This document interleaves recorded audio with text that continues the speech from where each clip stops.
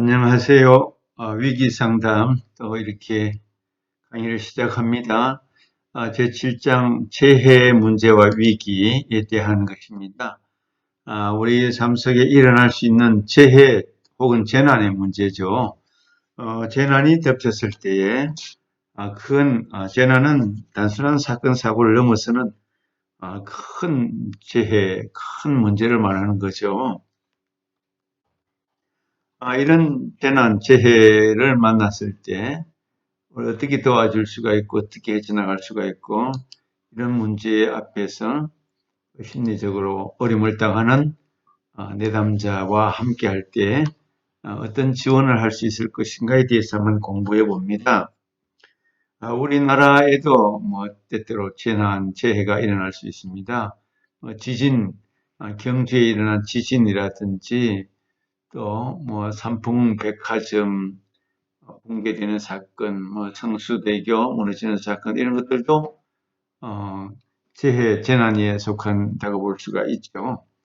그러나 다른 나라에서 일어나는 쓰나미나 해일 같은 것은 굉장한 그런 재해가 되고 재난도 될 수가 있습니다. 우리 재해와 위기 사역에 어떤 도움을 줄 수 있고 어떤 문제가 발생할 수 있는지에 대해서 살펴봅니다. 재해는 말 그대로 예고 없이 발생하여 그 지역 사회나 지방에 큰 충격을 주는 대규모의 위기라고 봅니다. 9.11 테러 같은 것도 굉장한 재해고 재난이라고 볼 수가 있겠죠. 2001년도에 일어났던 9.11 테러, 2,000명이 넘어 사망하는 아주 충격적인 미국 사회 전체가 엄청난 충격에 휩싸일 만큼 또 전 세계가 충격을 받을 만큼 그런 정신적인 위협이 되었던 재난이었습니다. 재해는 생명이나 재산을 잃어버리거나 다른 형태의 큰 손해나 손상이 있는 그런 결과를 가져오는 갑작스러운 불운이라고 표현할 수가 있을 것입니다. 이런 재해, 재난을 만났을 때 특별히 우리나라에서는 큰 홍수가 밀어닥칠 때에 수백 명의 사람들이 재난 희생자로서 또는 가정을 잃고 집이 다 무너지고 또 삶의 모든 가지 도구가 소실되는 그런 재해, 재난을 만날 수도 있겠죠. 그럴 때 우리가 어떻게 도울 수가 있고 그런 어려움을 만난 사람들을 어떻게 상담할 수 있을 것인가에 대해서 한번 고민해 볼 필요가 있는 것입니다. 재해는 자연재해로서 홍수라든지 허리케인, 우리나라로 말하면 태풍이죠. 가뭄, 단기간의 가뭄, 폭설, 산사태, 화재. 우리나라에는 화재가 종종 자주 일어납니다. 강원도 고성에서 일어난 산불, 작년에도 일어났고 올해도 일어났었습니다. 아주 산불로 피해를 많이 입는 가정도 있고 지역도 있을 수가 있겠죠. 재난이고 재해가 아닐 수가 없습니다.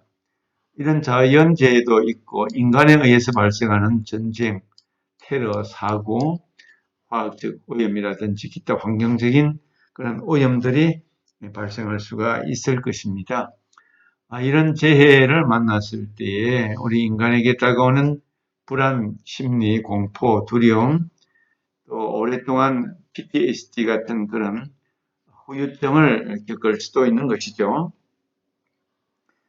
재해의 중요한 세 가지 요소가 있다면 하나는 사건의 범위, 사건이 얼마만큼 영향을 미치고 그 범위가 어느 정도인가, 지역인가, 그 동네인가, 아니면은 그 국가에게까지 영향을 미치는가. 지금 만나고 있는 우리 코로나 사태는 국가적인 범위를 넘어서서 세계적인 범위의 어떤 재난 가운데 하나야라고 볼 수도 있습니다. 또 강도가 얼마만큼 센가. 가벼운 것은 별 문제가 되지 않지만 아주 심각한 강도를 만난다면 강도가 센 거라면 많은 사람이 목숨을 잃는다든지 가옥이 파괴가 되었다든지 하는 강도가 심한 것은 굉장히 큰 절망과 낙담을 주게 되겠죠. 또 기간도 있습니다. 기간에 따라서 몇 달이 될 수도 있고 몇 년이 될 수도 있고 더 긴 기간이 될 수도 있습니다. 재해 종류에 따라서 예를 들자면 일본의 동일본 지진으로 인해서 해일이 덮쳐서 몇만 명이 사망하는 그런 사건이 일본에서 있었는데 그런 피해 규모도 크지만 강도도 크고 기간도 오랜 기간이 수년이 지나도 완전히 복구되거나 회복되는 것이 쉽지 않습니다. 그런 범위나 강도나 기간에 문제가 있는 것이죠. 범위는 개인, 가족, 지역사회가 영향을 받는 그런 범위죠. 강도는 재해의 직접적인 영향의 힘을 말하는데 약한 강도에서 강한 강도까지 다양하게 나타날 수가 있고 기간은 짧을 수도 있지만 장기간 지속될 수도 있다. 기간이 길게 지속될수록 신체적, 감정적 자원이 더 감소되고 고갈될 수밖에 없는 그래서 재해를 만난 사람, 재해를 만나서 큰 어려움과 고통 속에 있는 사람을 어떻게 위기 사역자로서 위기 상담자로서 어떤 마음과 어떤 자세와 어떤 태도를 가질 수 있을 것인가에 대해서 한번 우리 고려해 볼 필요가 있을 것입니다. 재해는 어디에서나 일어날 수도 있다는 것이죠.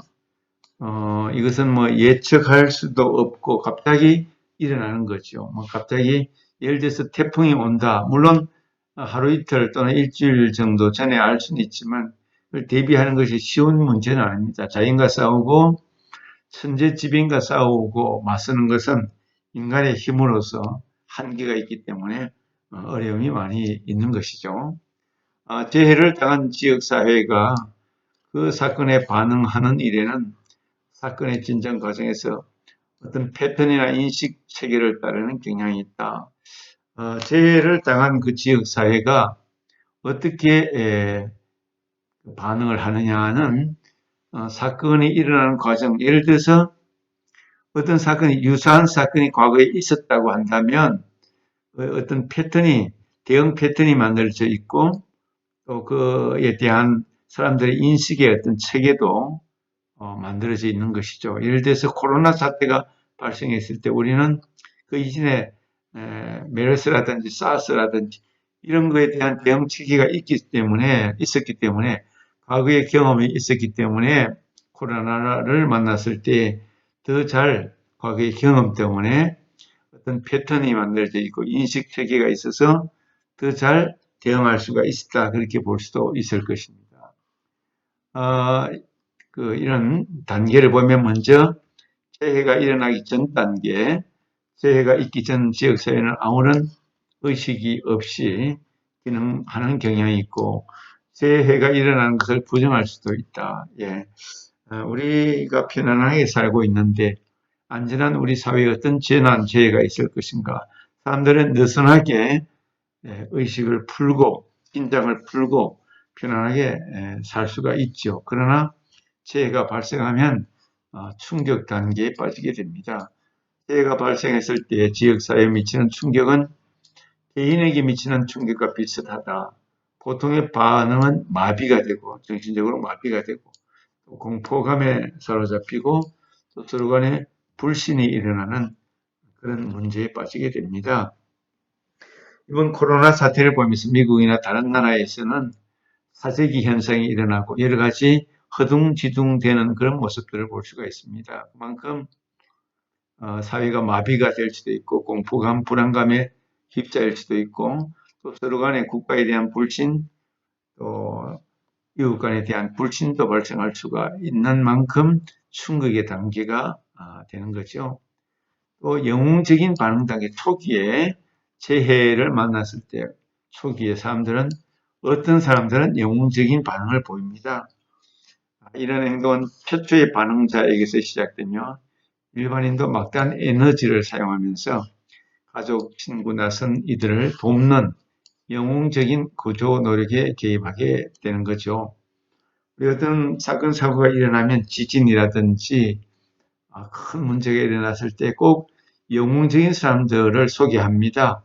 이 사람 때문에 많은 사람들의 생명을 구했다. 이 사람 때문에 여러 명이 위기에 빠지는 것을 건졌다고 하면서 영웅적인 사람들의 이야기가 뉴스에 꼭 나오는 것을 볼 수가 있습니다.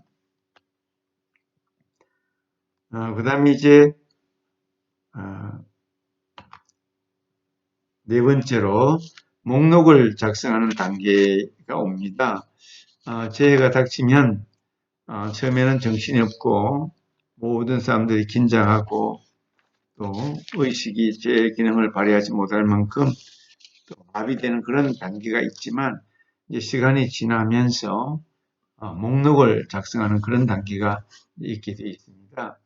1차적으로 가족과 이웃의 안전에 대하여 관심을 가지고 그 안전에 대한 생명에 대한 관심을 가지고 사람들을 찾겠지만 그 후에 사람들은 우리 가운데 잃어버린 것들이 무엇인가, 우리 가정에 또 우리 지역 사회의 이웃들에게 잃어버린 것들의 목록을 작성하는 일로 이제 시작이 되는 것이죠.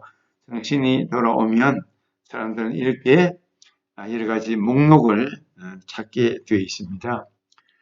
그 다음에 이제 다섯 번째 단계로 간다면 허니문의 단계라고 볼 수가 있는데, 허니문의 단계라는 것은 피해를 입은 그 지역에 많은 사람들이 관심을 가진다는 것입니다.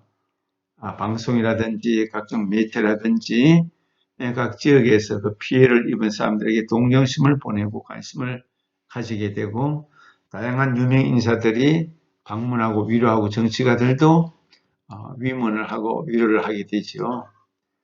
외부의 다양한 방면에서 위로의 메시지를 받을 수 있고 또 도움도 받을 수가 있습니다. 재해가 클수록, 재해가 심각할수록 많은 사람들의 동정심과 위로를 받을 수가 있고 전 세계적으로도 도움을 제공받을 수도 있겠죠. 이런 허니문의 단계, 도움을 받는 단계, 위로를 받는 단계, 이런 단계를 일반적으로 허니문의 단계라고 말합니다. 그래서 시간이 이제 지나면서 점차적으로 사람들 관심이 줄어들고 허니문도 끝이 난다. 사람들이 관심이 있을 때 다들 관심을 같이 보이게 되는 거죠. 관심이 끝나면 사람들은 함께 다 관심을 그만 거두어 들이게 되고 관심을 보이지 않습니다. 이제 그 다음에 이제 갖는 것이 각성의 단계라고 할 수 있는데, 상황이 진정될 무렵에 개인이나 가족이나 전체 지역사회는 재해의 충격 범위를 더 잘 이해하게 된다. 이제 정신이 돌아오는 거죠. 이성이 돌아오는 거죠. 얼마만큼 충격이 크고 얼마만큼 재난이 심각한 것인지에 대해서 생각을 해본다는 것입니다. 이렇게 되면서 사람들은 절망하게 되고 무력감을 경험할 수가 있습니다. 처음에 우리가 어떤 재난이나 어떤 문제사항에 깊이 빠지게 되면 아직 현실감이 부족하기 때문에 이성의 기능이 제대로 돌아오지 않았기 때문에 절망감도 무력감도 크게 느끼지 않지만, 그러나 현실감이 돌아올 때, 현실로 돌아올 때 각성의 단계가 되면 사람들은 아주 심각한 그런 절망, 낙담, 또 무기력에 빠질 수가 있다는 것입니다. 얼마나 힘들겠습니까? 이런 단계 속에서 우리가 돕는 자로서 선다면 어떤 도움을 줄 수 있을까? 어떤 위로를 할 수 있을까? 어떻게 그들과 마음을 함께 나눌 수 있을까? 이것은 조직적으로, 국가적으로, 체계적으로 장기간에 걸쳐서 어떤 지원이 되지 않는다면 지혜를 맡는 사람들이 다시 회복되는 것은 굉장히 어려운 시간, 또 굉장히 많은 자원과 또 여러 가지 노력들이 필요하겠다, 그렇게 볼 수가 있을 것입니다. 그 다음에 일곱 번째로 재건 단계. 재건의 과정은 몇 달에서 몇 년 동안 걸릴 수가 있겠죠. 아주 심각한 재해 재난은 몇 년이 걸려도 다 복구가 되는 것이 어려울 수도 있습니다. 우리나라도 가끔 보면 수년 전에 큰 홍수가 났을 때 태풍이 불고 엄청난 비가 내려서 다리가 끊어지고 도로가 유실이 되고 한 동네가 다 묻혀버리고 하는 그런 경우들이 있었습니다. 그런 경우에 재건의 과정은 사실은 몇 년이 걸릴 수도 있습니다. 그만큼 재해나 재난은 우리 인간에게 타격을 아주 심각하게 크게 미치고 부정적인 영향도 아주 크다는 것을 우리가 인정을 해야만 할 것입니다. 재해에 대한 지역사회의 반응 단계에 대한 지식은 재건을 돕는 데 가이드가 될 수가 있다. 예, 재해에 대해서 지역사회가 어떻게 반응하느냐, 그것을 올바르게 우리가 파악하고 또 알게 된다면 재건을 이루는데 그 어려움을 만난 지역사회 개인 가정이 다시 한번 일어설 수 있는데 좋은 가이드가 될 수 있다는 것이죠. 지역사회의 반응, 또 그 나라의 반응, 그런 것에 대한 올바른 지식을 통해서 어떻게 하면 도움을 줄 수가 있을 것인가에 대한 가이드를 갖고 이렇게 도움을 줄 수 있는 것이 훨씬 더 지혜롭고 현명한 처사라고 볼 수가 있을 것입니다. 이처럼 재해나 재난은 우리 인간의 사회에 아주 크고 막중한 영향을 미치기 때문에 위기 관리, 위기 상담자, 위기에 대한 대처 능력을 가진 사람들은 늘 이런 문제에 대해서 심각하게 고려를 해볼 필요가 있습니다. 세 번째로 재해를 당한 지역에 교회나 기관이 어떻게 참여할 수 있을 것인가. 예, 각 개인도 도울 수 있지만 개인의 도움은 어떻게 보면 미미할 수도 있고 약할 수도 있지만 단체를 통해서 교회를 통해서 어떤 재해를 당한 지역에 우리 참여하는 것도 참 귀한 사역이 될 수가 있습니다. 수년 전에 우리 한국 기독교회는 서해안에 기름 유출 사건이 발생했을 때 수십만 명이 여러 날을 걸쳐서 여러 교회가 참여하면서 서해안의 기름 유출 사건이 빠른 시간에 회복되는데 아주 결정적인 큰 역할을 했었습니다. 그것을 보고 다른 나라에서는 감탄을 하고 우리 한국교회가 참으로 이렇게 재해를 당한 지역에 대단한 기여를 할 수가 있었습니다. 교회나 지역센터는 재해 구조사역에 참여할 수가 있습니다. 시설이나 이용 가능한 인적 자원들을 활용하는 것과 여러 가지 다양한 돌봄을 제공할 수가 있겠죠.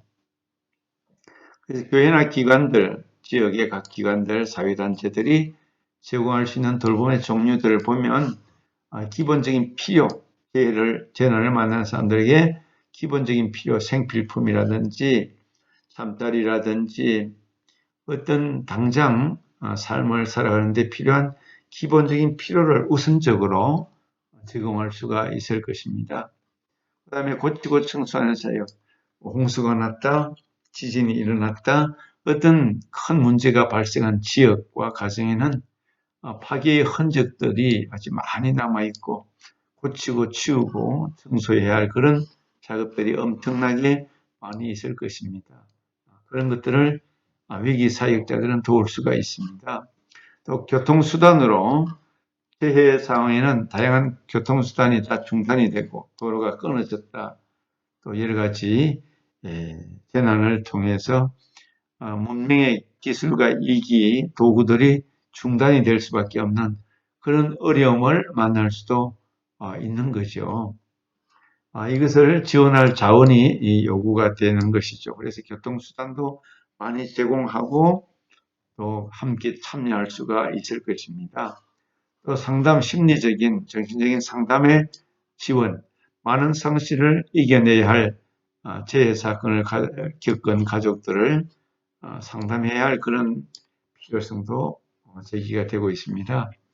또 재정적인 지원 및 도움, 필요한 사람들에게 긴급한 재정적인 지원과 도움이 많이 필요하고 요청이 될 것입니다. 의료적인 도움, 의료 지원팀은 심각한 어려움에 처한 이들에게 돌봄을 제공하기에 가장 적합한 필요한 기본적인 그런 지원 체계가 될 것입니다. 교회마다 다르지만 대형 큰 교회 안에는 의료 지원팀, 의사나 간호사들이 많이 있기 때문에 그런 팀을 만들어서 재해를 당한 그런 지역과 그런 장소에 찾아가서 많은 도움을 위로를 더할 수가 있을 것입니다. 그리고 7번째로 법적인 자문도 할 수가 있습니다. 어떤 피해자들은 재해 사건으로 법적인 자문이 필요할 수가 있습니다. 인간의 사회 생활 속에 또 재난과 어려움을 만났을 때 우리는 여러 가지 육체적인 필요로부터 시작해서 정신적인 문제, 또 영적인 문제, 또 삶의 다양한 자원들 모든 것들을 동원해서 어려움을 만난 이웃들, 어려움을 겪고 있는 우리 이웃들에게 위기 사역자들은, 위기 상담자들은 다양한 시각과 관점으로 그들을 돕고 협력할 수 있는 그런 능력을 갖는 것이 대단히 중요하고 그런 훈련과 교육이 필요하다고 볼 수가 있습니다. 이 자시기를 여기까지 하겠습니다.